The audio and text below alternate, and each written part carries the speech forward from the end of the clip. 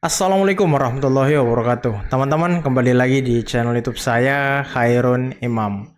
Nah, ini ada pidato yang sangat luar biasa dari Bapak Presiden Prabowo Subianto ketika menghadiri rapat tahunan Bank Indonesia, teman-teman.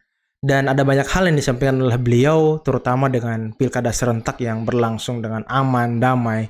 Dan Pak Prabowo juga mengapresiasi kinerja pihak keamanan, tapi ya akhir-akhir ini Partai Coklat ataupun pihak kepolisian dan ASN ini disinggung-singgung sama PDIP ya, Partai Banteng, katanya tidak netral, digunakan untuk pemenangan dan segala macam. Waduh. Dan Pak Prabowo juga menyinggung orang-orang yang mungkin kecewa, kalah dalam pilkada serentak ini.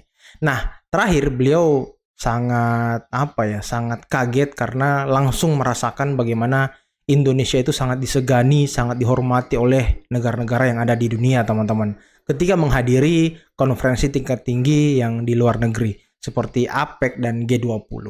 Nah, sebelum kita masuk ke videonya, jangan lupa teman-teman like, subscribe, dan share. Dan tanpa perlu berlama-lama lagi, mari kita mulai videonya berikut ini. Sinergi memperkuat stabilitas dan transformasi nasional. Saya kira ini sangat tepat. Hadir juga Panglima TNI. Minta maaf karena pakaian preman kelihatan kayak bankir.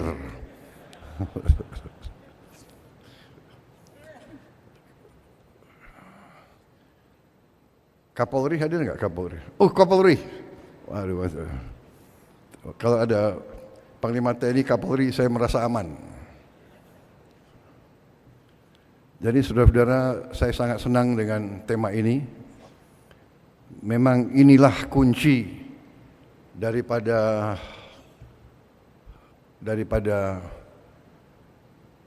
kebangkitan suatu bangsa. Ya, sinergi, kolaborasi, kerjasama, persatuan, kerukunan.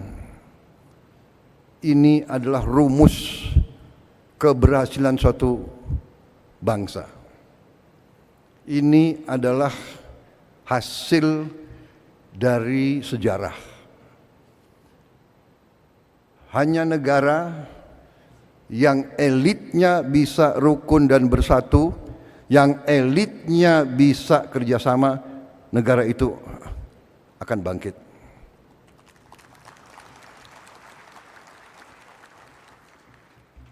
Jadi saya kira kalau sudah temanya seperti ini, tidak perlu saya banyak kasih pengarahan lagi. Karena you are on the right track. Kalau Gubernur BI, kalau para pengendali perbankan Indonesia memiliki semangat seperti ini, artinya semangat cinta tanah air. Karena kalau ada kesadaran sinergi dan ada pemahaman bahwa stabilitas yang akan memungkinkan transformasi suatu bangsa, berarti kita berada dalam kondisi yang kuat. Karena apa? Karena memang bangsa kita, negara kita, Indonesia, memang diberi suatu karunia. Saya ulangi, bukan satu, diberi karunia yang terus menerus, yang luar biasa. Saya baru saja pulang dari suatu lawatan cukup lama dan cukup intensif. 16 hari, kalau dipotong perjalanan bisa dikatakan total perjalanan ya mungkin 48 jam lebih. Dan saya hadir untuk pertama kali dalam KTT APEC, menemui pelaku-pelaku ekonomi, pemimpin-pemimpin ekonomi Asia Pasifik, tapi hadir juga banyak undangan dari tempat lain, hadir juga pelaku-pelaku ekonomi dari kawasan lain, kemudian di G20, tapi hadir juga selain negara G20, begitu banyak negara-negara lain. Saya jumpa di situ juga pimpinan Bank Dunia dan pimpinan blok-blok ekonomi. Hampir seluruh konsensus melihat bahwa memang Indonesia dalam posisi yang sungguh sangat menguntungkan. Dari segi sumber daya, kita memiliki hampir semua elemen yang diperlukan untuk sebuah negara maju. Hampir semua elemen, mineral, tanaman, kekayaan laut yang dibutuhkan untuk Indonesia menjadi negara yang maju. Dan hampir sudah menjadi konsensus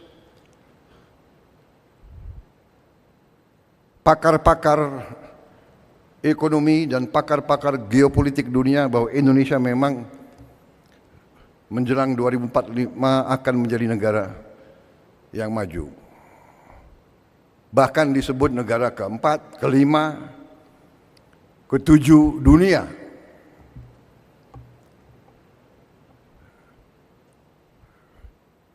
Kita faham kekayaan kita. Kita faham. Kita mengerti. Tapi banyak di antara kita yang sesungguhnya tidak menyadari apa efek, apa impact daripada kepemilikan kita terhadap sumber-sumber daya tersebut. Sumber daya dan mineral-mineral kritis yang dikatakan critical minerals yang dibutuhkan untuk negara industri teknologi tinggi. Karena itu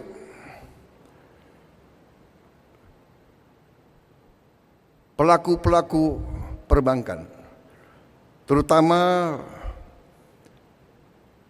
mereka-mereka yang bertanggung jawab atas kebijakan umum, atas regulasi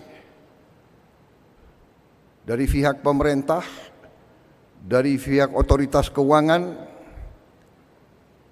memainkan peran yang sangat penting. Dan untuk itu saya ucapkan terima kasih kepada Gubernur Bank Indonesia, jajaran Bank Indonesia, jajaran otoritas keuangan, dan semua pengambil keputusan, semua yang bertanggung jawab atas perumusan dan pengendalian ekonomi Indonesia, termasuk menteri-menteri dan menko-menko saya, termasuk tokoh-tokoh pemerintahan, tidak hanya masa sekarang, tapi masa-masa yang lewat. Kita berada di posisi ini karena keberhasilan pendahulu-pendahulu kita. Saudara-saudara sekalian, setiap saya keliling Indonesia disegani.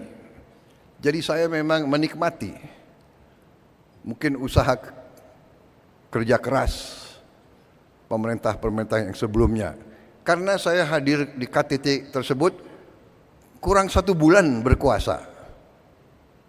Kurang 1 bulan menjabat, saya sudah dihormati. Bukan Prabowo yang dihormati, Indonesia yang dihormati. Dan dalam forum ekonomi tersebut, kenapa Indonesia dihormati? Indonesia dihormati karena ekonomi Indonesia dianggap berhasil dengan sangat cemerlang.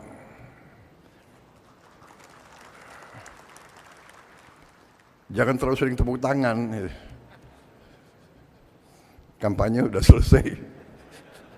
Jadi saudara-saudara, benar, ini serius. Saya tuh merasa sampai karena mereka begitu melihat ke Indonesia, negara-negara Amerika Latin, negara-negara Afrika, semua sekarang minta diundang ke Indonesia. Bulan Januari, Presiden Angola minta ke Indonesia. Bulan Februari, Presiden Kongo, Democratic Republic of Congo, Felix Tshisekedi, temannya Pak Luhut, minta ke sini. Begitu Pak, pemimpin Tanzania, dan yang saya sudah ketemu waktu di Brazil. Apa poin saya? Poin saya adalah kita harus bersyukur bahwa pengendalian ekonomi kita harus diakui selama ini cukup prudent, cukup bijak, cukup tertib, dan cukup aman. Saudara-saudara sekalian, kita perlu bangga negara kita, negara developing, negara yang sedang membangun, jumlah penduduk keempat terbesar di dunia, luas wilayah sangat luas, dengan segala macam masalah, suku-suku yang berbeda-beda, agama yang berbeda-beda, masalah yang berbeda-beda. Kita dapat membawa bangsa kita sampai ke sekarang, inflasi yang sangat rendah, pertumbuhan di atas rata-rata dunia. Saya bangga kenapa? Tiap saya keliling, sejak saya Menteri Pertahanan, kita disegani kenapa? Negara sebesar kita, negara yang sedang membangun, kita terkenal tidak pernah default. Banyak negara yang seperti kita, defaultnya ada yang 5 kali, 10 kali, ada yang 13 kali default. Negara yang termasuk industri yang maju, teknologi yang maju, inflasinya pun di atas 60%. Ketidakstabilan ekonomi di banyak negara-negara itu membuat situasi kita, situasi yang patut kita syukuri, bukan untuk kita euforia, bukan untuk kita lengah, justru untuk kita semakin hati-hati. Indonesia berada dalam posisi yang perlu kita jaga bersama, karena kondisi geopolitik dunia sedang dalam keadaan yang cukup peka dan cukup bisa dikatakan penuh ketidakpastian. Tapi kalau kita lihat perkembangan akhir-akhir ini, memang ada peningkatan ketegangan di Ukraina, tetapi banyak pengamat, banyak pemikir menilai bahwa dengan pemilihan Presiden Amerika yang baru, kemungkinan bisa terjadi terobosan-terobosan yang positif. Di Timur Tengah pun dengan adanya gencatan senjata di Lebanon membawa ke arah yang lebih positif. Kita berharap akan ada terobosan-terobosan juga di Gaza. Situasi penuh ketidakpastian ini mengharuskan kita untuk selalu waspada, selalu hati-hati. Tapi saya bersyukur bahwa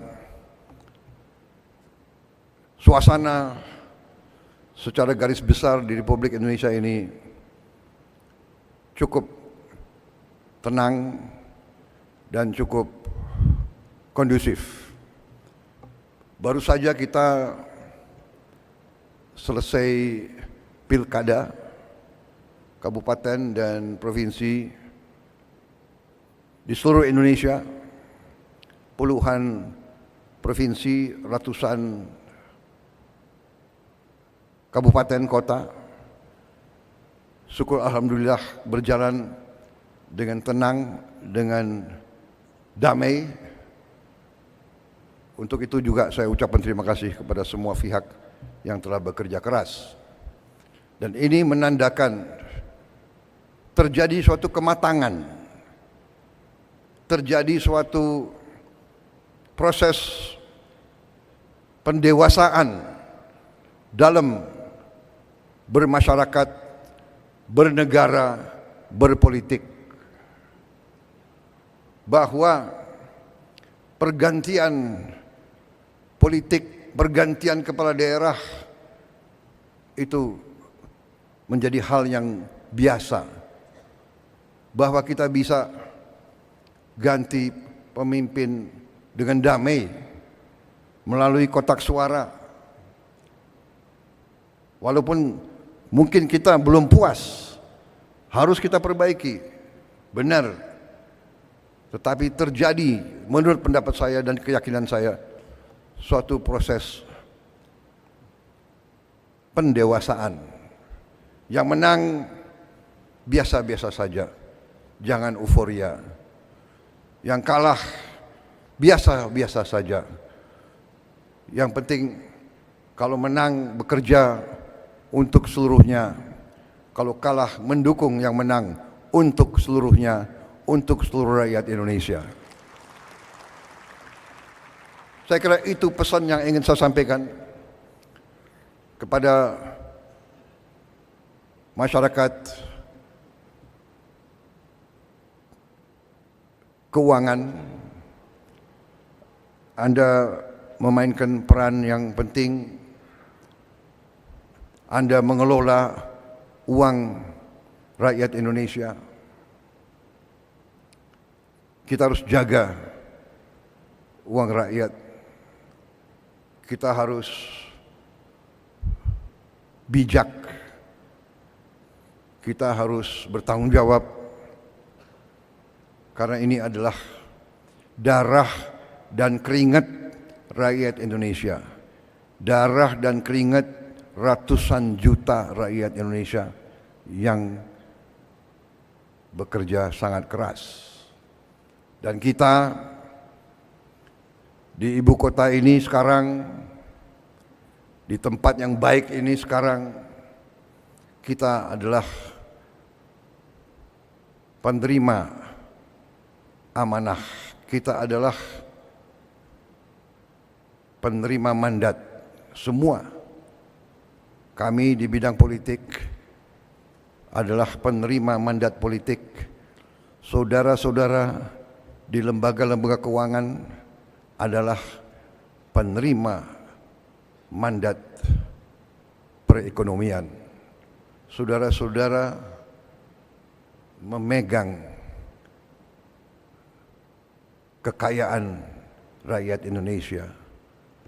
Saudara-saudara diberi kepercayaan trust, credibility, itu adalah di pundak saudara-saudara. Tugas dan tanggung jawab saudara tidak ringan. Saudara-saudara sekalian, keuangan adalah bagian yang sangat vital daripada kedaulatan dan kemerdekaan suatu bangsa. Saya ingat ada seorang pemimpin politik yang pernah mengatakan, kalau Anda mau menghancurkan suatu negara, hancurkanlah pertama mata uangnya. Jadi, saudara-saudara, Gubernur BI, Menteri Keuangan, Ketua OJK, semua pelaku keuangan,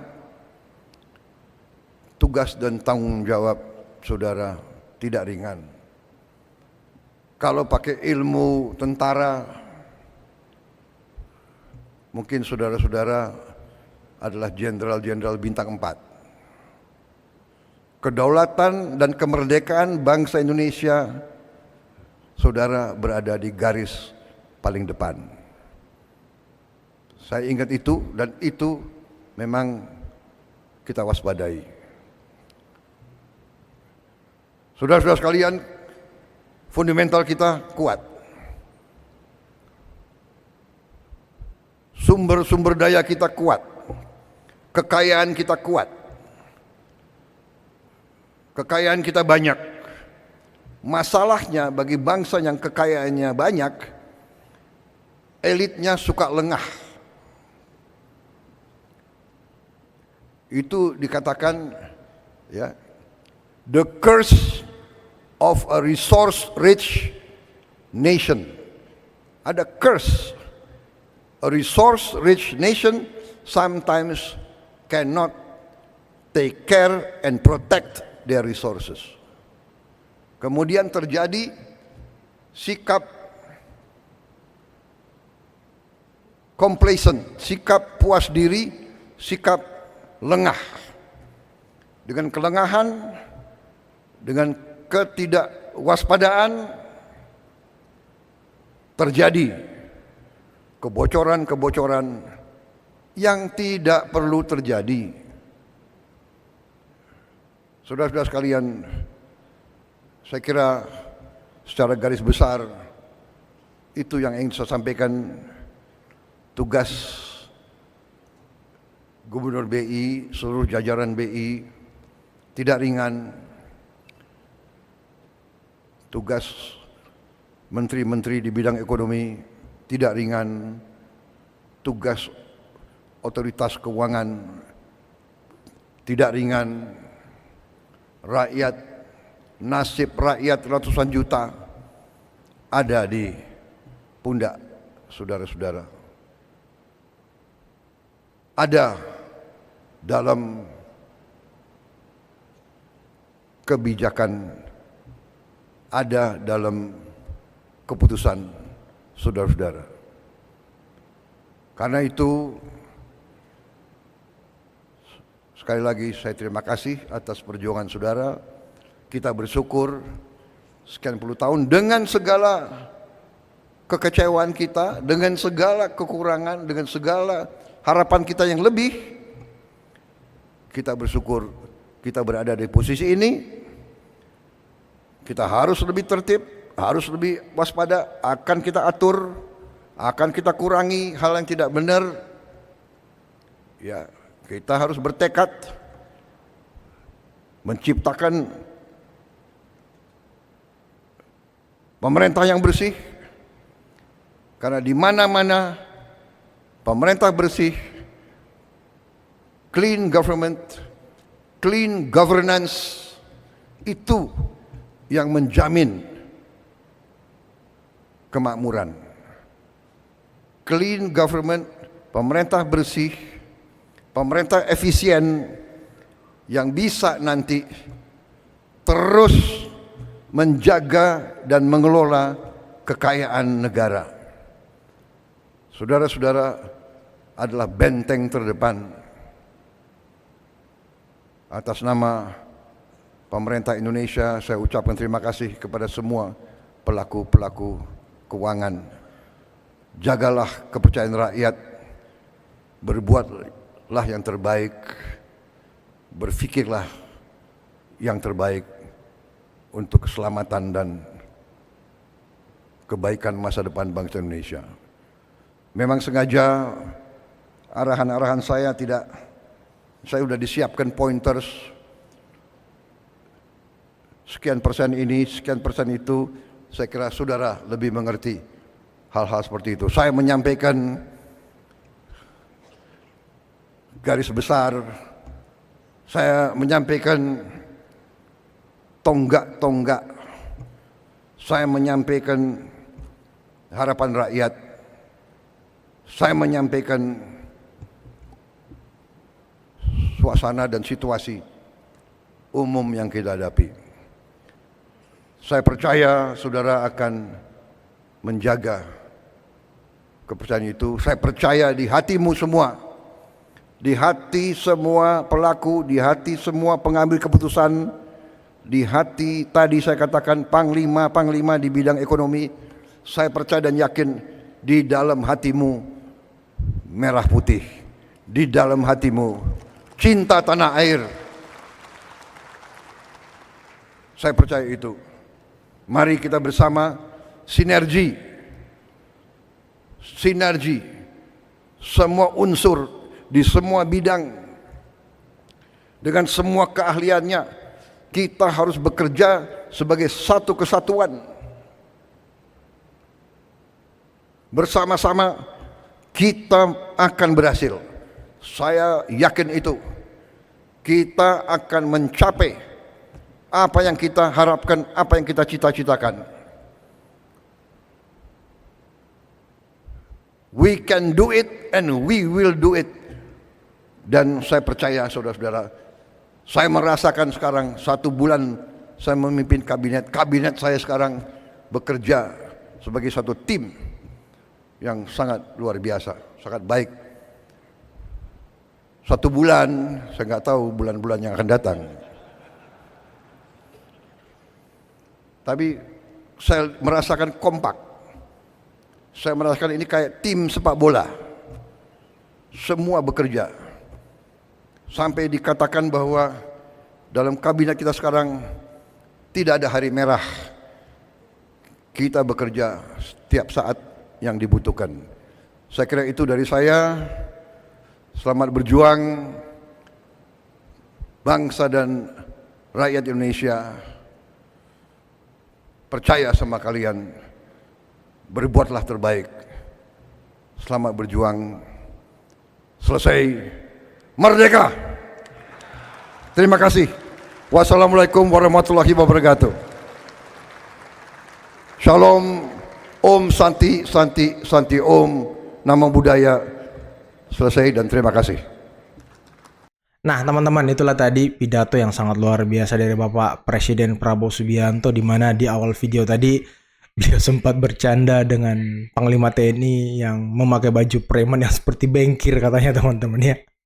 Dan ya banyak hal yang disampaikan Pak Prabowo, tapi ya yang paling menarik ya ketika beliau berkunjung ke luar negeri menghadiri konferensi tingkat tinggi APEC, G20, ya beliau merasakan langsung bagaimana Indonesia itu memang dihormati dan disegani oleh negara lain.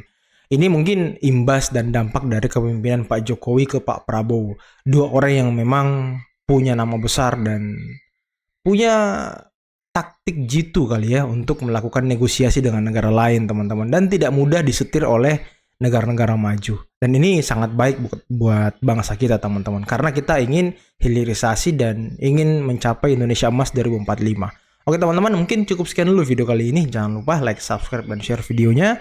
Akhir kata, billahi taufiq wal hidayah. Wassalamualaikum warahmatullahi wabarakatuh. Bye-bye.